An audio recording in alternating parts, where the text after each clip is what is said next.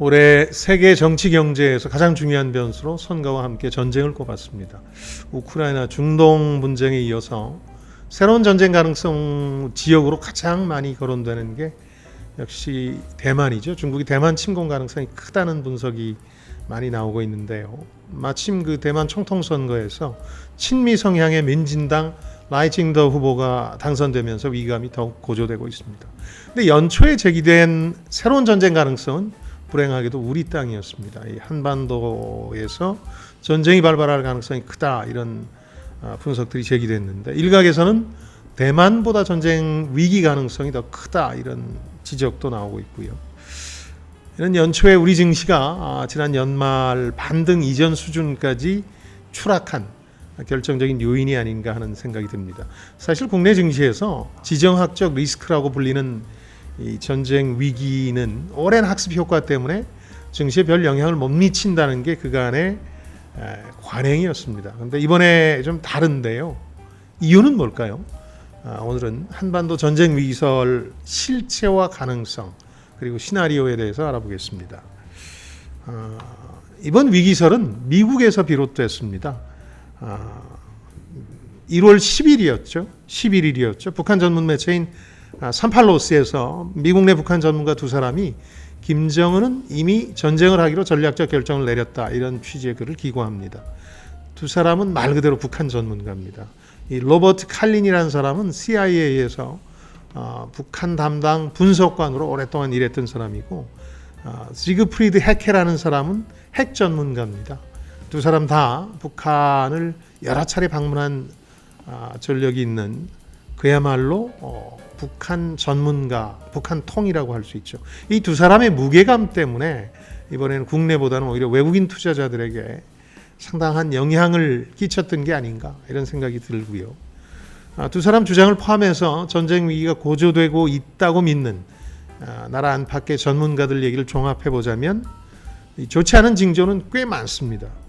피상적으로 보자면 남북 양국 지도자가 상대에 대해서 상당히 적대적이고 강경한 말들을 잇따라 쏟아내고 있습니다.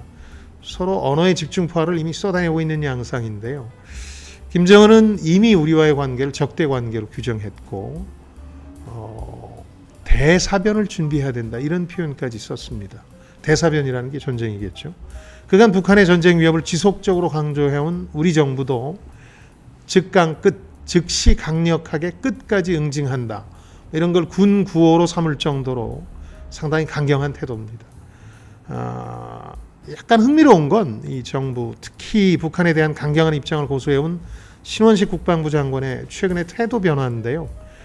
외국인 투자가들이 전쟁 위기론에 겁을 집어먹고 일부 철수하는 현상을 보이면서 좀 부담을 느꼈던 게 아닌가 하는 생각이 듭니다. 특히 총선 앞두고 지금 각종 중시 부양과 관련한 정책을 내놨는데, 공매도 금지, 금융투자세 폐지, 주식거래 및 양도소득세 완화 조치 같은 것들이었는데, 이런 걸 추진했음에도 불구하고 지금 지난해 말 상승분을 반납하는 게 이 전쟁 위기론 때문이 아니냐, 이런 분석 때문인지 어쨌든 이걸 수그러뜨릴 필요성이 생긴 듯합니다. 신 장관은 최근에 전쟁 위기가 과장이라고 태도를 미묘하게 바꿨습니다. 자, 이 표면적인 이유 외에도 이 전쟁 위기를 부추기는 몇 가지 요소가 더 있긴 합니다. 결국 타협으로 마무리된 1990년대 핵위기라든가, 협상은 결렬됐지만 협약 직전까지 갔던 2020년 북미 정상회담 등 민주공화 양당이 북한 문제를 주도했던 때와 달리 좀 악화된 요소들이 몇 가지 있다는 겁니다. 이미 두 개의 전쟁이 벌어지고 있고 중국의 대만 침공 가능성까지 제기되고 있다는 건 역시 미국의 전쟁 위기 관리 능력이 그만큼 약화됐다, 북한의 도발 가능성이 높아졌다, 이렇게 볼 수 있겠죠. 또 우리 정부가 한미일 동맹을 중시하는 정책으로 돌아서면서 중국과 러시아가 이전과 달리 우리 입장을 이해해 주지 않는 점 등도 지금 상황이 녹록치 않은 현실입니다. 북한의 전쟁 도발 가능성을 보여주는 미국 민주공화 양당의 시선을 이참에 좀 정리해 볼 필요가 있겠습니다. 민주당은 오바마 행정부 당시에 공식적으로 썼던 전략적 인내, strategic patience의 연장선상에 있다고 봐야 되겠습니다. 바이든 행정부 들어서도 북한 이슈에 대해서 특별히 큰 관심을 보이질 않았습니다. 일각에선 전략이라는 게 있느냐 이런 의문도 제기하죠. 공화당은 전통적으로 1990년대 이 북한 핵 협상이 결과적으로 북한 체제가 핵 프로그램을 진전시킬 빌미를 줬다, 여유를 줬다, 이런 비판적 시각을 갖고 있습니다. 그래서 강한 압박을 통해서 북한을 굴복시키자는 기조를 갖고 있는데, 다만 2016년 대선에서 트럼프가 당선되면서 사실상 공화당을 장악한 이후에는 이 트럼프라는 사람이 사실 협상의 달인이라고 철석같이 믿고 있기 때문에 이 트럼프 1인 쇼로 이 문제를 풀 수 있다고 판단하는 경향이 높습니다. 하노이 정상회담에서 막판 협상 깨기는 했습니다만은 트럼프 등장으로 북한 문제가 미국의 주요 의제가 된 것은 아이러니라고 하지 않을 수 없습니다.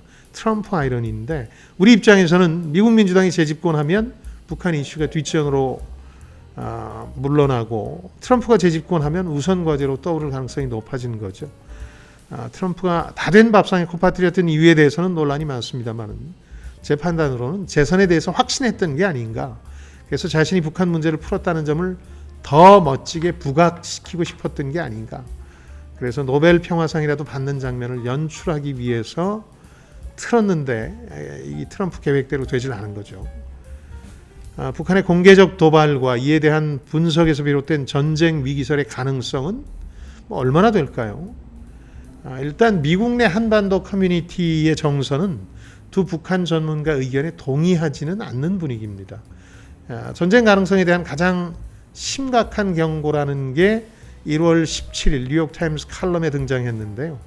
각별하게 믿을 만한 전문가의 경고라 외면할 수 없었다.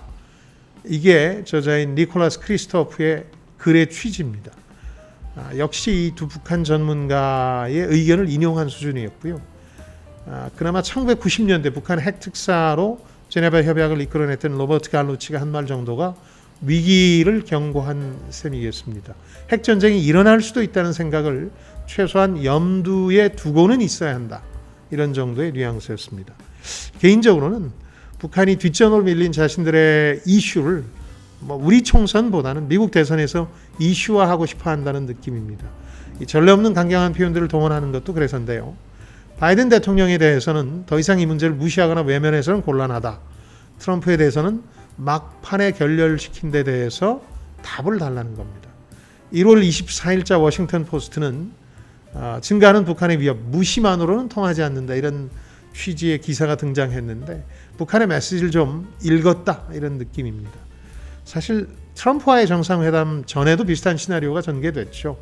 김정은이 최초로 이 대륙간 탄도미사일을 시험했고, 트럼프는 김정은을 로켓맨이라고 부르면서 불과 분노, 핵퍼튼 이런 표현들을 동원해서 협박했죠. 김정은은 한국뿐만 아니라 일본과 미국 영토 일부도 타격하는 계획까지 영상으로 보여줬고, 전쟁 가능성을 대비해서 옷을 입고 잔다 이런 기사까지 내보내기도 했습니다. 그러다 김여정 부부장이 평창 동계올림픽 참석을 통해서 대땅트 무드로 돌아섰던 예가 있는데요. 사실 이 전쟁 위설과 관련해서 진짜 걱정스러운 것은 얼마 전 북한이 서해에서 보여줬던 포사격 같은 도발이 아닙니다. 그에 대한 맞대응, 다시 맞대응으로 이어지는 위기 고조 시나리오인데요.